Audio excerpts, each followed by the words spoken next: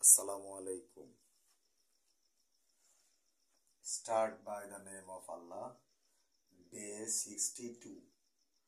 Today we learn about sentence pattern. একদম প্রথম থেকে যারা আমরা বিগিনার লেভেলে ইংরেজি গ্রামার এবং ইংরেজি ভাষা চর্চা করতে চাই তারা আমরা কয়েকটা উদাহরণ দেখে নিই। এখানে 7টা উদাহরণ ব্যবহার করা আছে। বার্ডস ফ্লাই, এটা হচ্ছে সাবজেক্ট অ্যান্ড ভার্ব।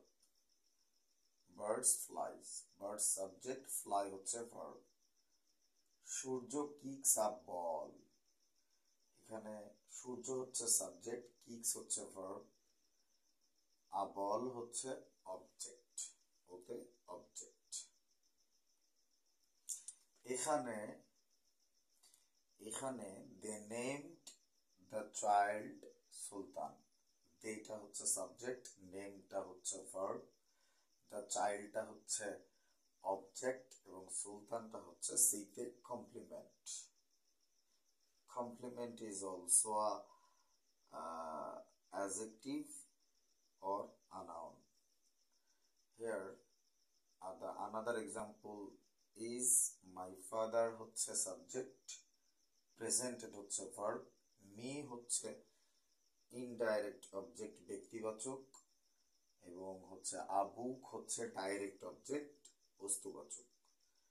তারপরের উদাহরণে Sumaiya meet me in her house, এখানে সুমাইয়া হচ্ছে সাবজেক্ট, মিট হচ্ছে ভার্ব, মি হচ্ছে অবজেক্ট, ইন হার হাউস হচ্ছে এতে অ্যাডভার্বিয়াল।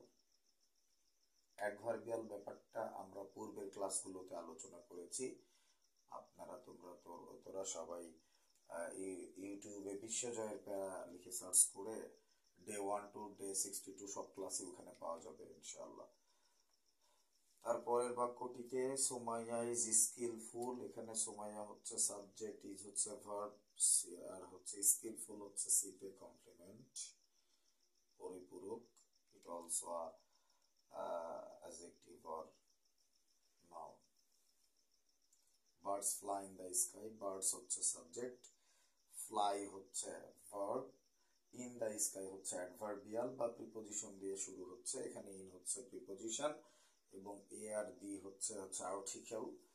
আর হচ্ছে এখানে ইন দ্য স্কাই অংশটুকু সাবজেক্ট ভার্ব, সাবজেক্ট ভার্বের পরে অ্যাডভার্বিয়াল, এটাকে আমরা এক্সটেনশন মিন্স বাকি অংশও বলে থাকি। সাবজেক্ট ভার্বের পরে যদি অবজেক্ট না থাকে তবে যেটা থাকে সেটা সবসময় এক্সটেনশন বা বাকি অংশ বলে আমরা শিখি।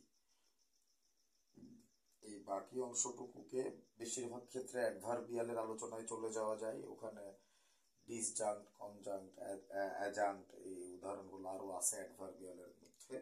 তবে অ্যাডভার্বিয়াল সহ অবজেক্ট ছাড়া ভার্বের পরে পুরো অংশটিকে এক্সটেনশন বলে, মানে বাকি অংশ। যদি অ্যাডভার্বিয়াল সহ অবজেক্ট ছাড়া অবজেক্টের জায়গায় অবজেক্ট ছাড়া ভার্বের পরে অবজেক্ট ছাড়া ভার্বের পরে পুরো অংশটিকে, ভার্বের পরে অবজেক্ট থাকলে অবজেক্ট বলবো, কি বা কাকে, হোয়াট বা হোম দিয়ে উত্তর পেলে অবজেক্ট হয় ভার্বের সাথে কোশ্চেন করে।